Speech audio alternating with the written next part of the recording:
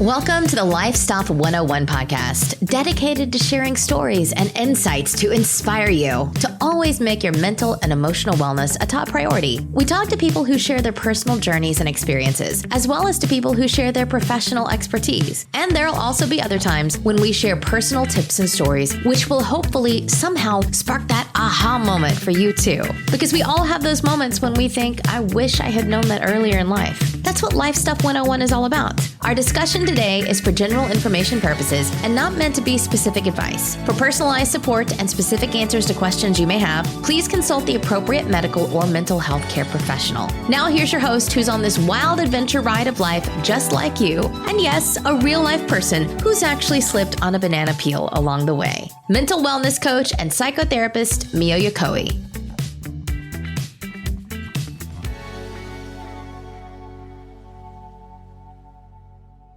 Hello and welcome to another episode of Life Stuff 101.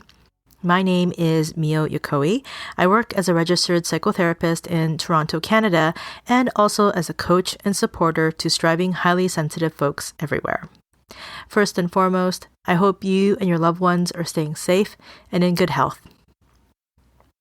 The last few episodes have been focused on dealing with taking care during these challenging times, including my daily series called Challenging Times Self-Care Challenge. With the Self-Care Challenge, my plan is to keep making them for as long as it could be helpful to have daily prompts as a reminder and ideas for self-care. Today, I thought I would bring you a very special episode. It's a conversation I had with William Hung. Yes, that William Hung you may remember from American Idol. His audition went viral in 2004 after he performed a rendition of a Ricky Martin song for the judges during the audition stage. I recently had the opportunity to speak with William for this podcast, and as it turns out, we recorded on March 16th, 2020, just as all the major changes including physical distancing and self-isolation was beginning to sweep across North America. In some ways, I feel like William and I were having this great conversation, but there was also some surrealness about it, as I think that we were both thinking about these changes that we were in the middle of experiencing. For William, he was in LA, and for me, here in Toronto, Canada. We also talk about our initial reactions to what was happening at that time, which was, again, on March 16, 2020. And as I'm preparing this intro now, less than a month later, it honestly seems like a lifetime ago. But I'm glad to have had this chance to speak with William because I really didn't know what to think about him during those years when he achieved fame from being on American Idol. But through talking to him, I learned so much about him and got a better sense of who he is as a person and how he thinks about a lot of things. For me, there were a number of takeaways I had. The importance of distinguishing between rational and irrational fears, also the importance of considering calculated risks, and ultimately, you never know what can happen when you dream big. William is now an author and a professional speaker. He is also a coach who helps purpose-driven business owners to succeed by helping them to uncover their unique and inspiring stories. And as you'll hear in our conversation, I'm sure there's much more to come. And before we dive into my chat with William, if you think it can be helpful for you to be a part of a daily self-care challenge, head on over to lifestuff101.com/challenge to get access to the daily self-care prompts in bite-sized podcast episodes. It's totally free, and I hope it can be a little something to help you manage through these challenging times. On that note, please enjoy my conversation with William Hung.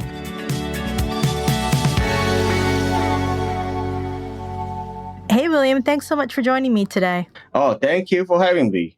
Yeah, I'm really looking forward to our chat today because your life has been so fascinating, and I can't wait to dive deeper into your mindset and how you think about all the things that's happened for you and that you've accomplished, especially in the past 16 years since American Idol. But before we dive into things, William, I wanted to ask you, I ask all my guests at the beginning of the episode a fun fact about themselves. Yeah. But then I was thinking, when it comes to you, I'd imagine with the life that you've led so far, I'm sure you have far more than your fair share of fun facts that you can share. But I wonder if you can start us off with a fun fact that maybe not too many people know about. Well, Mio, one of the fun facts is that I love playing poker and I'm a professional poker player. What would be the difference? And this is interesting because when we first met, like very recently, that's one of the topics that came up. What would be the difference between a professional poker player and an amateur poker player?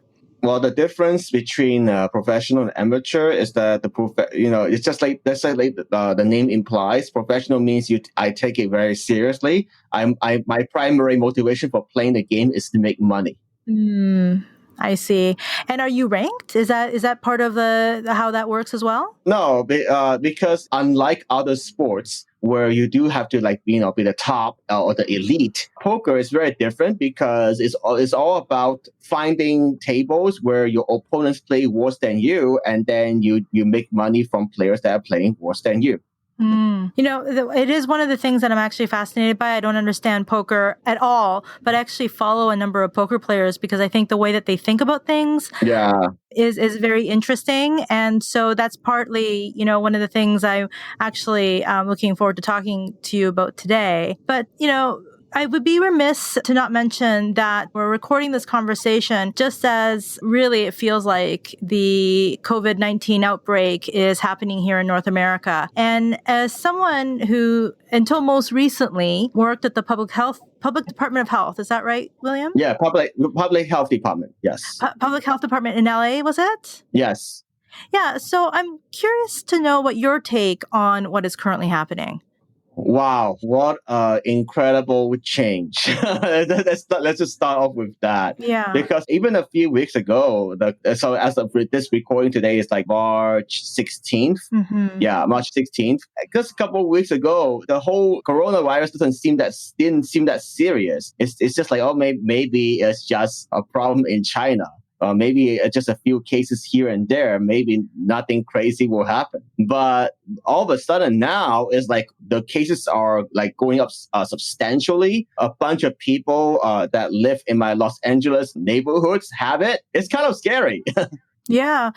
So what is it like there in LA in the past few days? Well, it's more try to live a normal life, go to restaurants, go hang out with friends, go to park, go to entertainments. And then all of a sudden, I could see it coming, but it feels like all of a sudden, everything is shut down. No more entertainment venues, all of them shut down. No more sports events. Restaurants, forget eating inside. It's not allowed. Starbucks, you could only order to go. So what is going on with this world? It's a big difference, and it just seems to have happened almost overnight, or at least in a matter of a number of days, really. And yeah, that's right. Yeah, and it's something that we're all dealing with. And, one of the things that I really was looking forward to talking to you about today is about fear, because one of the things that I've sensed with you is that you have a way of being able to take risk, almost fearlessly, but I think that, when you take risks, there is always some level of fear involved. But so you manage it, I think, in a very different kind of a way. But, yeah. And I think fear is something that many of us grapple with in different ways. And there are fears that are associated with risk and taking risks, like a lot of maybe the kinds of risks that you've taken career-wise and so forth in your life. But then there's this kind of fear that I think many of us are experiencing worldwide. Yeah. For you, do you think of those two kind of fears differently?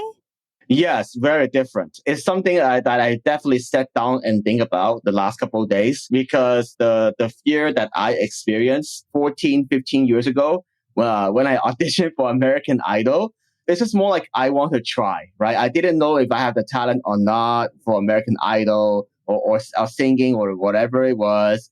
And then I learned that maybe I didn't have the talent. Things didn't work out the way I expected. So, and that's okay. It's a different kind of fear. But now the world is going into where, the fear is actually rational.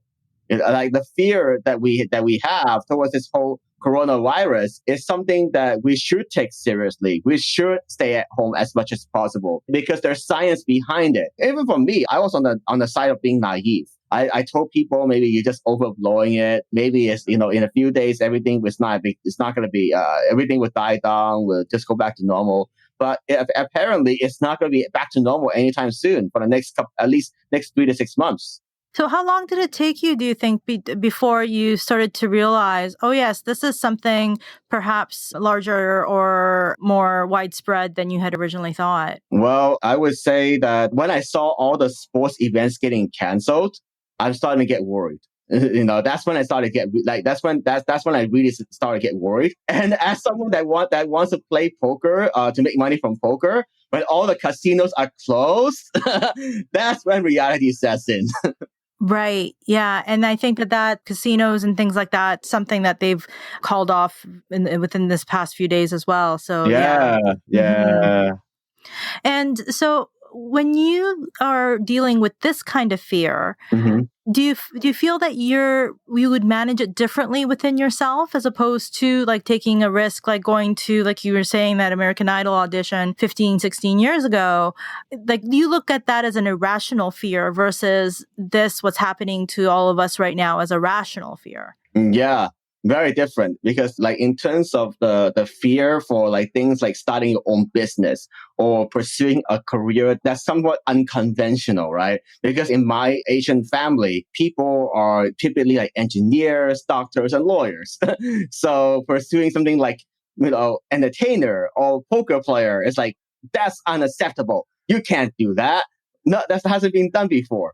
Right. So I really want to dive into that in a moment, but I'm just curious to know though, like with what's currently happening, and I think it's tough because we're just in the middle of it, but how are you thinking about the fear, or just maybe, I don't know if you're experiencing necessarily fear, but maybe some worries or some concerns about what's going on. How are you emotionally managing based on all these changes that are currently going on? Well, emotionally, right now, I would say that I am somewhat frustrated and confused. I feel that all of a sudden, I need to think about the new life direction that I want to go. And I'm someone that willing to try many different things. I tried entertainer. I've been doing speaking for quite some time, like last 3 years professionally as well. But speaking is also not an option, at least for life, right? Because all of a sudden, all the speaking events that I have scheduled got canceled or postponed.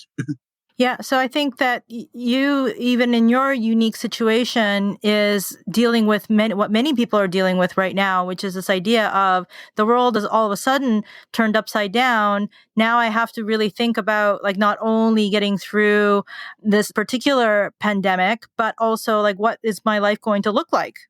Yeah, that's it. Yeah. Now, before working for the public health department in Los Angeles and talking about Asian stereotypes, you were a whiz in math and science, but you're best known for your appearance on American Idol, of course. But, the thing that I'm really curious about, and I'm sure you've been asked this a million times, but how did you go from a young man into math and science? And I believe you went to UC Berkeley, is that right, for civil engineering?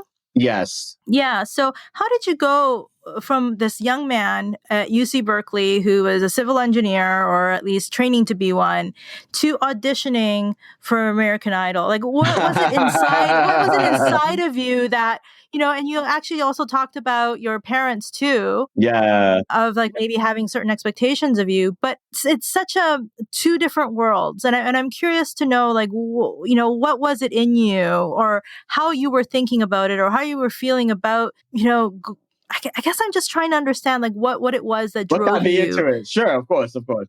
So what happened was I studied for the civil engineering at Berkeley, and then I wasn't doing so great. I was struggling. I wasn't happy. And then one day I saw this poster for a school talent show. And then I thought I need to try. I need to see what happens. So I started watching music videos from Ricky Martin. And that's how I learned his singing and dance moves. Right. And then there was something about that, and what did you do after that? And then what happened was I went for the talent show, and to my surprise, I won. I won a DVD player. A DVD So player. so back then that's a big deal. So yeah, so that gave me the confidence to audition for American Idol. Mm-hmm. And when you did audition for American Idol, what do you think your expectations were? Not much, except a young guy with a dream. Yeah, and what would you say that dream was? My dream was that maybe perhaps I have some chance to be American Idol, but being different. It's not it's because sometimes in the entertainment or in the world, sometimes it's not always about your pure singing talent. It's just being sometimes it's just showing up at the right place at the right time. And so it was just, and I've heard you say in other interviews that you were just doing it for fun. Yeah. But there was also like a sense for you, it wasn't just like a lark, it was really actually maybe with this thought of, I don't know what can happen. Like why not just give it a shot? Is that part of how you were thinking about it? Yes, because my plan was to audition for other shows if for some reason I didn't get that crazy fame from American Idol. So it was something about fame? Do you think that you were interested in then? I would say that I just want to do something that's fun, that makes me happy and makes other people happy too. Mm-hmm. And it felt like if you did something fun and you can bring smiles to other people, then that like fame would be one of the ways to make that happen. Yeah. Yeah, because, when you went through that American Idol experience, and it was, I guess, over, 15 years ago now. And at the time, I can't really place myself in terms of like what I might have been doing at the time, but I'll be honest, I don't know that I was watching American Idol, but I do remember, you coming on and like blowing up. And I don't know that there isn't anybody in North America, at least anyway, who was around at the time that wouldn't have. Yeah. I'll be honest, and I wasn't sure what to think about or make of like what's happening for you, because like in some ways, like I was just like, I don't know how the media is portraying you. Yeah. And I wonder, what you think about all of that now. Like with you certainly have a lot of perspective. Yeah. But what do you think about those things now? What do you mean? I guess a part of it is that like you got questions about maybe being criticized for portraying an Asian stereotype. Oh, yeah, of course. The way I see it is that I would never apologize for my audition on American Idol back then, because I feel that everybody has a right to chase their dreams. Mm-hmm. Yeah, and I don't definitely feel as though you need to apologize for anything, but I wonder how you feel about the way that perhaps you might have been portrayed, or do you have a sense that you were maybe portrayed unfairly at all? I feel that, the producers in the media, perhaps, definitely like, how to say it? It's almost like, potentially they might be like putting my audition out there because they want to highlight the bad side. This is what Asian singing look like. It is not very good. So I understand why some people in the Asian community might be upset or perhaps even angry.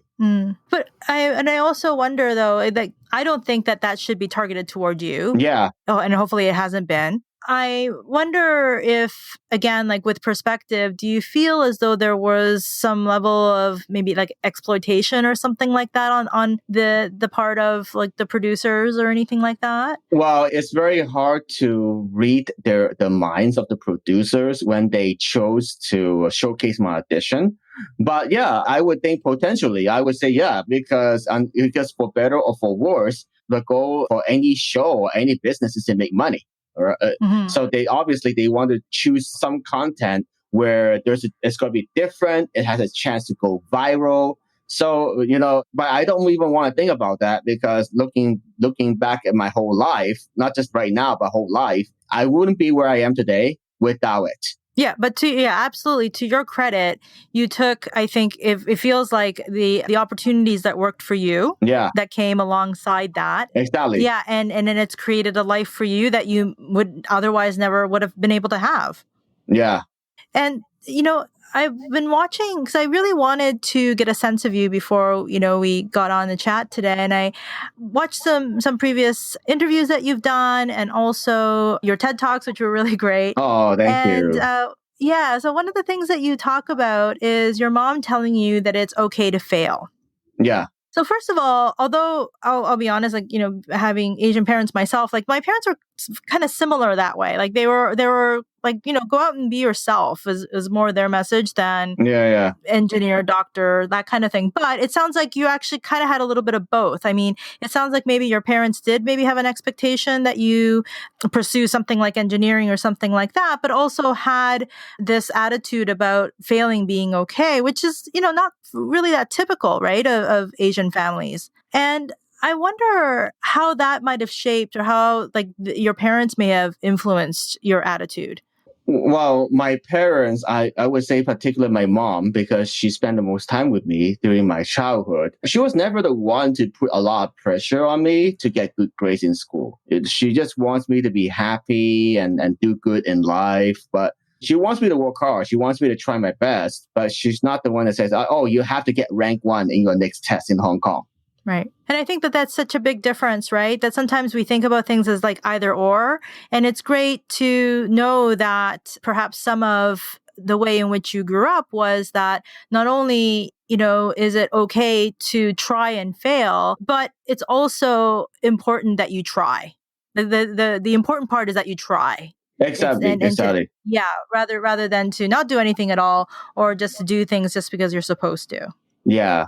So to go back to fear and fear of failure, because I think it is such a big issue for many people. Mm-hmm. And I'm also like really curious about it from the standpoint of you playing poker as well, because I can get a sense that there's something in there where taking risks and going for failure is also part of poker. And that, I guess, of course, combined with your math background, I would imagine, really, really comes in handy for you. But so when you think about fear, can you maybe talk more about like how you think about taking risks and about how you feel fear or how you think about fear? I love this question, Mio, because the question of dealing with fear is definitely affects our long-term mental health. Because there's a healthy way to deal with fear and an unhealthy way to deal with fear. Because what I learned from playing poker and playing other gaming games in general is that in life it's necessary to take calculated risk. But there's also a point of being reckless, and that's the hardest thing to balance when I play poker. Like, when should I take smart and calculated risk that would show a positive expectation long term versus taking a bad risk where I could lose a lot in the long term. Right. And so I hear that difference. I think the really important difference is between taking calculated risks and being reckless. Right. How do you determine that? And like, how would you describe how you determine that?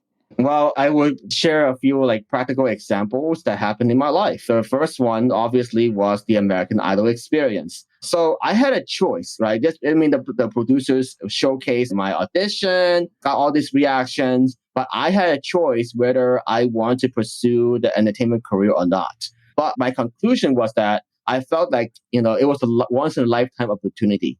I have all these opportunities to go on interviews, TV shows. I even got a record contract offer. So that's why I feel like, okay, well, I should take that risk because I'm not doing that great in school. I'm not happy. So why not? Let's see what happens. So I say yes to that. And then I also, what else the major risk I took? Quitting my job. So I know this is a big like fast forward, but here's what happened. So the first 4 years during my entertainment, I was living in my dream life. I was traveling, performing everywhere, got paid lots of money, done really well for myself. But then things slowed down, and then I had to make another choice. Do I want a stable job or do I want to continue with showbiz? Just wait and see what happens. I feel like, maybe I don't need to gamble on my life, right? so I went back to school, got my degree, got a government job, and for many years I thought, well, it's okay. It's not special, but maybe that's okay. But I would say the last 3 years or so, I feel like my heart is there's something burning inside of me. It's like, well, I feel like I'm not challenging myself each day. I'm not living to my fullest potential. I'm not that happy, and then maybe from that point, that's when I realized maybe there's more to life than just making a reasonable amount of money. And I'm curious to know, though, because I would imagine that having had this whirlwind of a life for 4 years in show business and then to take a government job, that those would have been very, very different experiences, almost like polar opposites. Yeah. And while I think everybody can, maybe not everybody, a lot of people can maybe relate to the experience of having sort of the 9 to 5 job and everything like that, and maybe not so much the whirlwind of a life that you had in show business.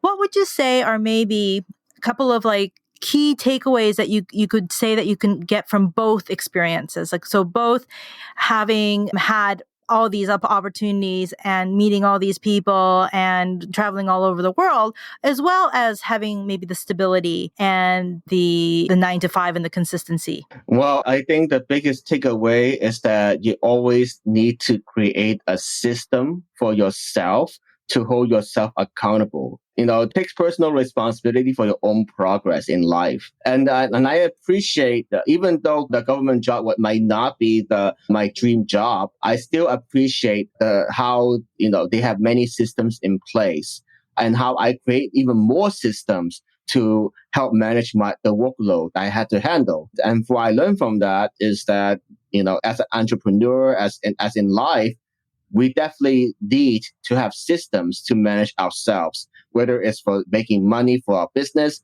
or really the bigger issue, managing our health, mental health. Like, what's fascinating about developing systems to manage that at the poker tables is that I actually figured out how to manage my mental state, the mental game, because there's bound to be big ups and downs. So I have to tell myself, okay, when I'm winning, I want to stay calm and balanced. And when I'm losing, I need to remind myself, well, losing is part of the game, because if I never lose, then it's going to be like chess. Nobody wants to ever play for a lot of money.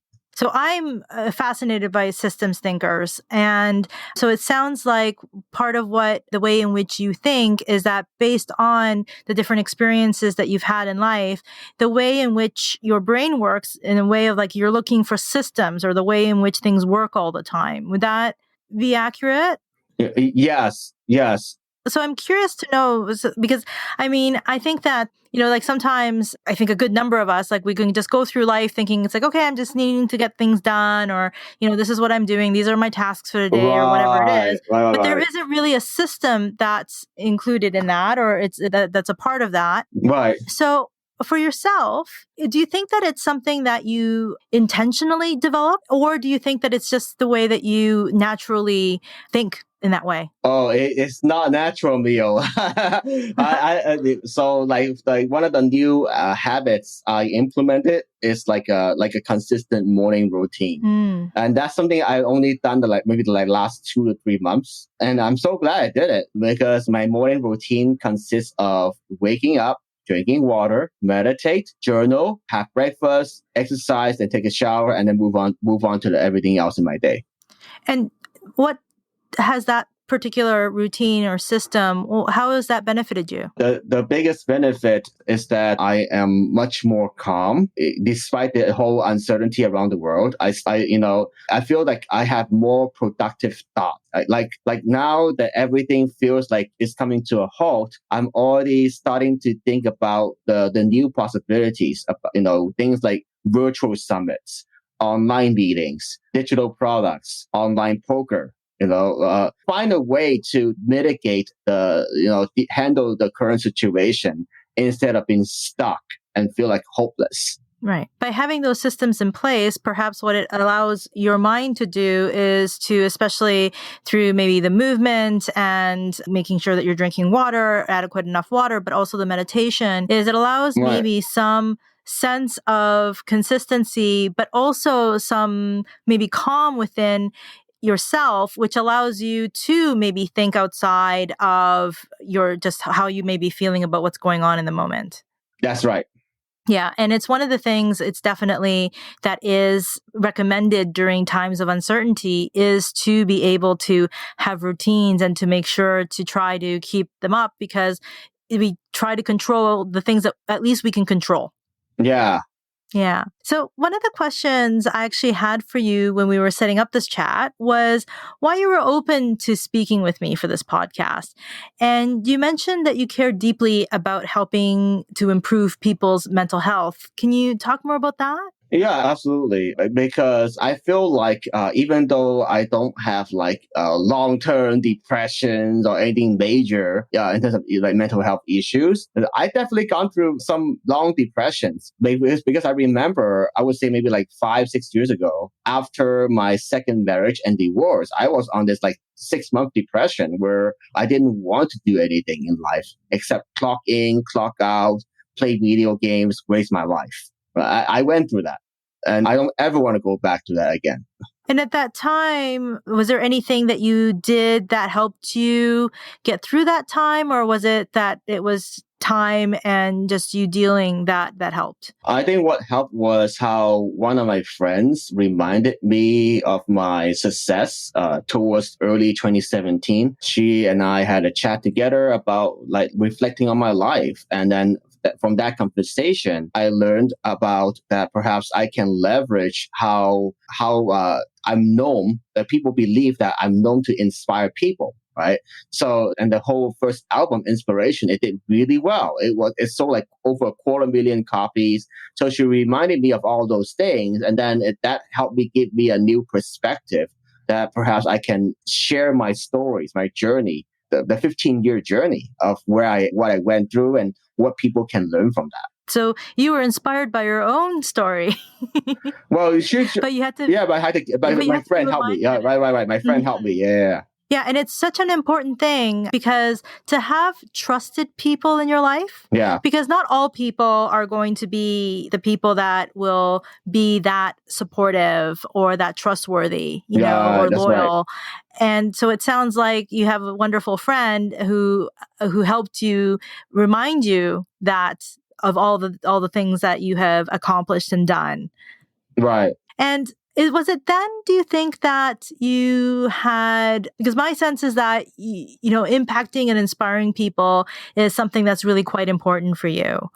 And is that when that became clear for you? Yeah, that's definitely part of it. And then the other part is like from my job, I hear many people and many of my coworkers, they have their dreams too. There is someone that wants to be a full-time photographer, another person that wants to start her own pet business. So there's a lot of people that have these dreams, but they kind of stuck, right? They're not taking that big leap to quit their jobs and commit to it full time. And I'm not saying everybody should just quit their jobs tomorrow. That's also not the perspective I took. That's not how I got to where I am today either. But I feel like, maybe they can be more open to trying new things, commit even more time and energy and inspiration into it.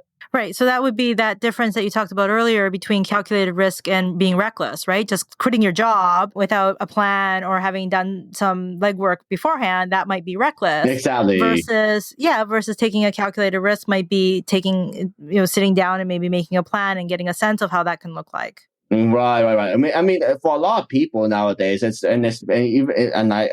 recommend the listeners to do the same. If you have a passion or talent that you really want to pursue, maybe do it as a side hustle first. There's nothing wrong with that. For most of the ideas out there, you can pursue it as a side hustle, see how that turns out, make some money on the side, and then as you gain more momentum, then you can scale it to full time. Right. And when you started with that calculated risk that you took on American Idol, side hustles weren't a thing then. So there were way more, I think, opportunities now for people to pursue their dreams in their own ways and in maybe like more calculated ways than perhaps there were in the past. So that's definitely very true. Yeah.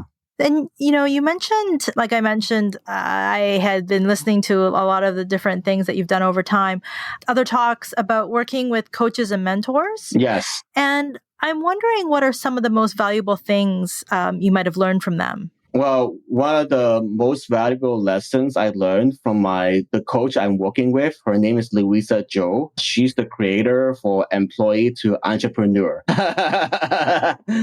Yeah, I know the name of the program, right? So yeah, Mm. so what I learned from her is that the only way you can fail in life is to stop trying.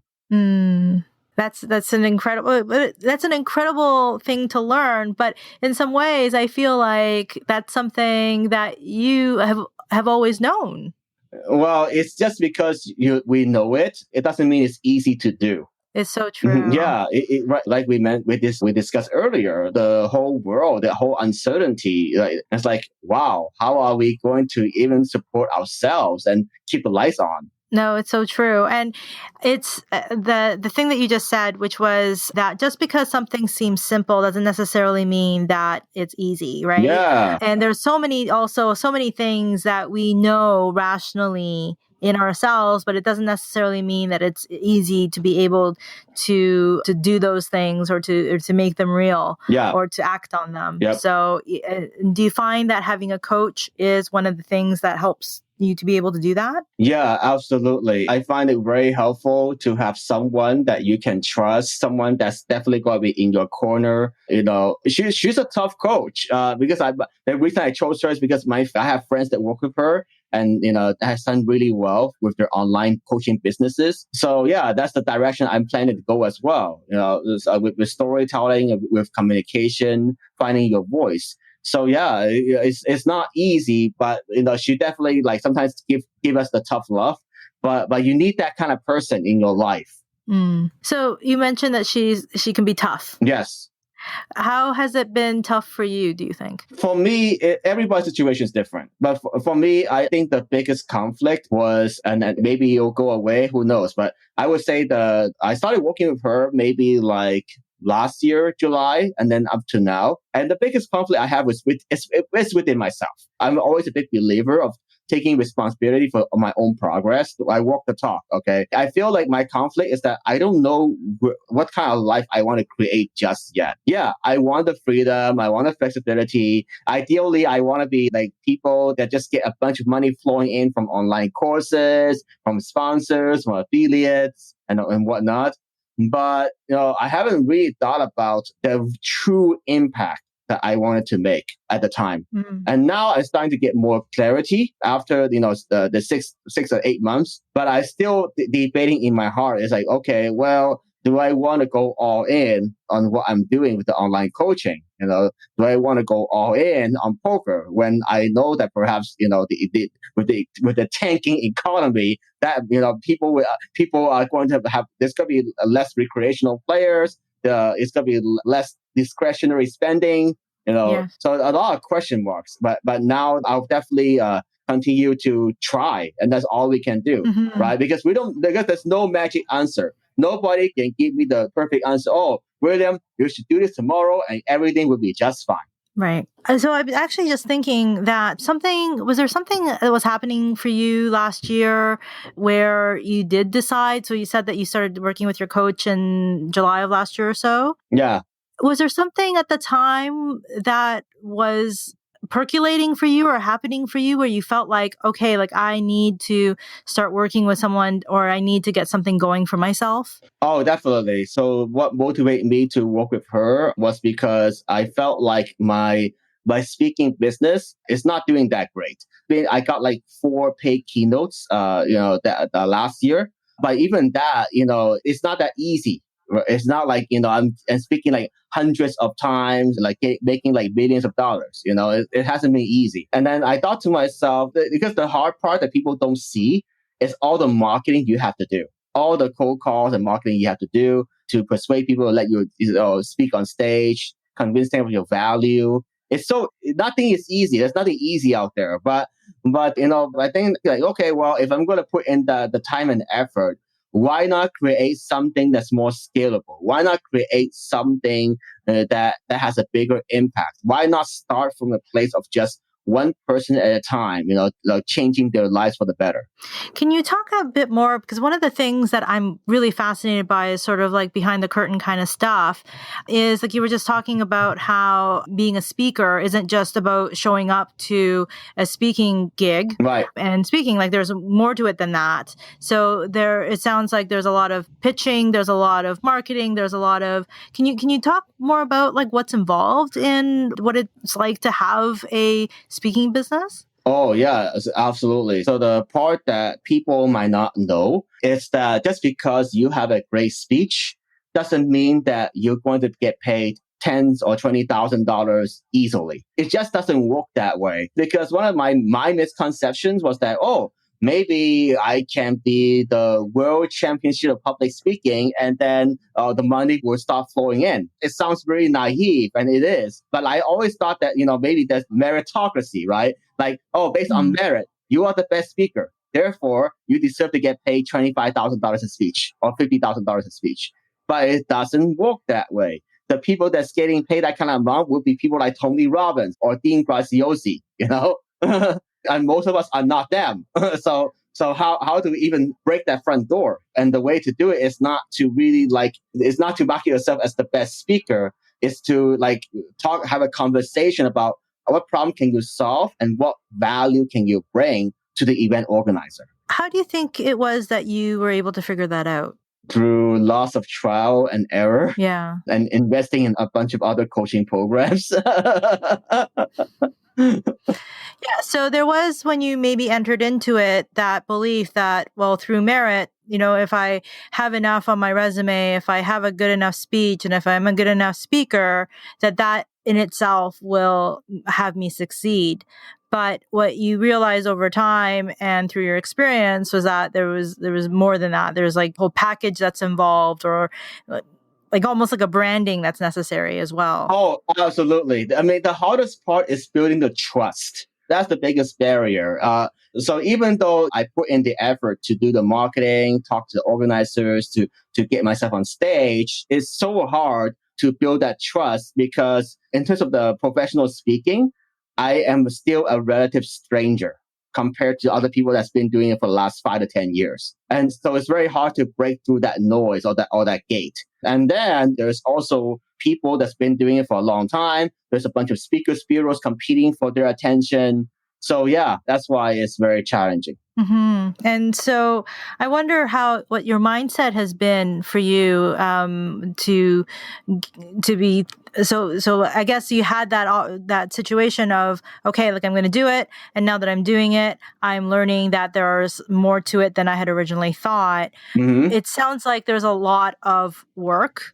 It sounds like it's a lot of hard work. Yes. What is the mindset that helps you get that done or to keep moving forward with it? Well, that's the reason I decided to shift into the online coaching space, Leo, because I feel like sometimes we have to be smart and choose our battles, right? And have reasonable goals. So yeah, we can build, I would say I can build and improve my influence over time. But to say that I'm going to take over the top speakers in the industry in the next 2 years, that's not realistic. Right. And so because that wasn't realistic for you, you decided to make a shift. Yes. Mm-hmm. So are you now doing both, or is one helping to build the other? Like how do you think about I'm curious, like if you can, maybe you've had, many chapters. Sure. Yeah. Sure. So which of it is, can you talk about like how you're focused and what you're focused on currently then? Yeah, I don't mind it. So the way I'm approaching it now, I wouldn't say now. Let's just say 3 months ago, okay? Because now the world is kind of upside down. But 3 months ago, the way I've been approaching it, I felt really good about it. So what I did was I focused on getting coaching clients one at a time. Focus on doing live speaking events like the Podfest, like the local speaking events or business networking events. And then I focus on finding the next right client. It didn't matter if I get paid upfront because I felt confident that I could get some new coaching clients along the way and then also build new relationships, let people know what I can bring to the table. So yeah, I felt good about that plan. And then now with all the speaking events getting canceled around the world, I just have to wait and see what happens in terms of like what kind of video marketing I can do, virtual summits I can be part of, and social media, like what kind of Facebook groups or other groups I can join to continue to build those relationships. I'd imagine that you could have your own virtual summit. Oh, yeah.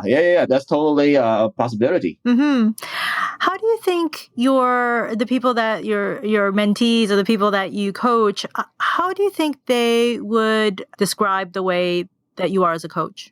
They say that I'm always very honest, very open. They say that I'm very genuine. I am honest, but I'm doing it in a way that's very caring as well.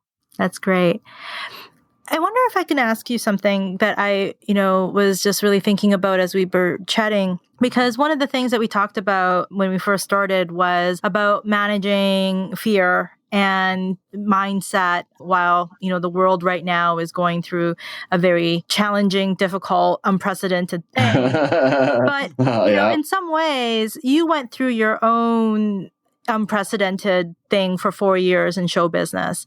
Yeah. Can you get and again, like with some perspective during those years, how do you think, like, again, like mindset or your mental health, like what was that like for you? Like, how are you thinking about it and feeling about yourself in relation to everything that was happening? Well, I would say that about 1 year after my initial fame from American Idol, I felt like I was the king of the world. And I don't want the listeners and you or listeners to take it the wrong way, but that's how I felt. I felt like, wow, I'm making a lot of money. I'm getting invited all the big stages. Everything was going amazing. And like wow.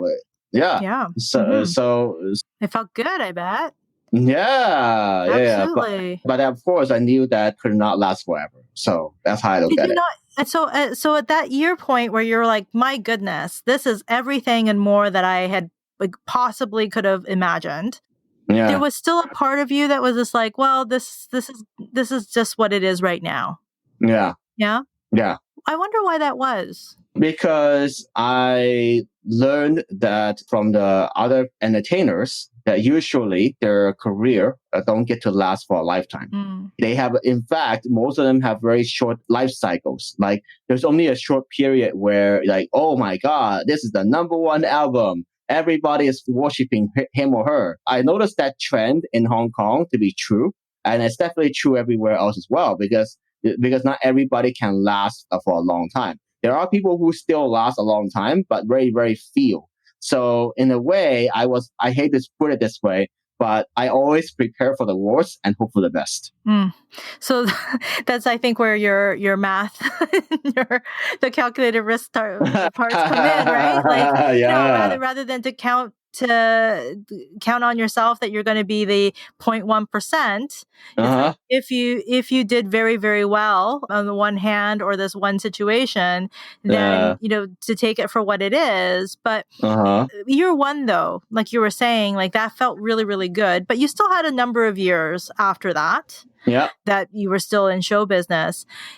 As things were beginning to maybe wind down a little bit more for you, how are you feeling, do you think, back then? How was that feeling for you? Well, I felt it was completely normal. There wasn't anything surprising, but it was hard for me to tell until the 4th year that, it's very clear to me that I cannot just sit around and wait for the gigs to come. And did you have people around you that, again, like you were talking about your friend who recently in the last couple of years have helped you get perspective on all the things that you'd accomplished? Back then, did you have people around you that you could trust and that were your supports? My mom was my manager and my dad was my agent. But not all parents all the time could really, could be trustworthy folks, but they were for you? Yeah. I think that like They always remind me to stay humble. They are very conservative with the big windfall of money that I earned back then. And, I'm glad that's the approach we take, because another lesson I learned working in the entertainment business is that it's not how much money you make, it's how much money you keep. Right. And not just in the entertainment business, I think. But that's Everywhere, really, yeah. yeah, that's really, really fantastic. I'm curious to know, and I know that you had written a book last year. Yep. Can you remind me what the name of your book is? Yeah, it's called Champion by Choice. It was published last year in October. And I was listening to one of the podcasts that you were on last year, I think when it was just coming out. And I've been thinking I would love to get my hands on it and read it myself, but I haven't had an opportunity to. But apart from your own book, is there a book or a resource that's inspired you that you would recommend for people? Well, I would say there's a podcast called Chasing Dreams with Amy J. That's one of my favorite podcasts, because the perspective that she comes from is it's how to chase your dreams authentically. How do you take that next step to make your dream a reality? It's not about getting there overnight. It's not about suddenly, being the best runner or being the best basketball player, because let's face it, that's not very realistic for most of us. But it's about finding the right goal or the right dream to pursue, and then really just go all in on it. I think that was the podcast that I actually listened to at the time that you had released your book. And she was really, really great. And I really enjoyed that particular episode too. Oh, thank you. And with all the experiences you've had up to this point, I called this podcast Life Stuff 101 because I think that I'm always learning things and, wish that I was I wish I'd known that earlier in life. But everything that maybe you've experienced and learned, what do you think is a lesson that you had wished that you had known earlier in life? Something that I should have known earlier in life. I would say that be ready for anything. It's very hard. It's hard to say that, but another thing, I don't know, there's different thoughts that go to my mind when you ask about looking at earlier in my life. Maybe another thing is to think about the impact that I want to create. I think that's a better one. Because as a 20-year-old, it's something that I really don't think much about. And then now that as I get older, more experience, that should be the something I think about. What is the ultimate impact that we want to create? It doesn't matter what talents or passions you end up pursuing that as much. Of course you want to enjoy, you want to love it, but that makes a lot of sense, because even for things like singing or music, there's so much talent out there. It's not just because, you're very talented, therefore people buy your album, people like you. I think about that when I think about Ricky Martin. Ricky Martin, I like him not because his music is the best music ever, because that's very subjective. But I like him, I still adore him, I admire him because of who he is as a person. He is contributing to the society, he's doing good for the world with the Ricky Martin Foundation. I want to follow similar footsteps. And so, and actually, maybe you just answered that question for me, but what do you think it is, the impact that you would like to make ultimately? I want people to find their voice and share their personal stories about their passion, their talent, and their value that they have in the world. Don't be afraid to share the stories about failures and frustration, because that's the hardest thing to do. It takes a lot of courage. It takes a lot of deep thought in terms of how to share it in a way that people will feel receptive to listen to, that will empower people. But that's the hardest thing. But if you can do that, then all of a sudden people will be more connected to you. They will go oh wow, you've been there too. I understand you. Now I want to learn more about you. It's so true. And how difficult it is. It's that vulnerability to be able to really, vulnerability is a word that gets kind of tossed around a lot these days, but to truly be able to feel it and to convey it is a very different thing. And it does translate. So thank you so much for your vulnerability all these years, William. Thank you, Mio. So where would be the best ways for people to learn more about you and your work? The best way is to go to my website, willhung.com. WILLHUNG.com. People can also find me on Facebook, Instagram, Twitter, and LinkedIn. Great. Thank you so much for your time today, William. You're welcome.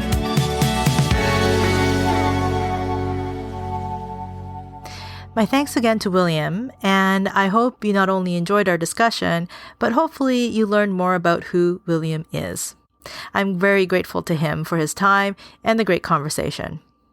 All the links where you can find him will be in the show notes.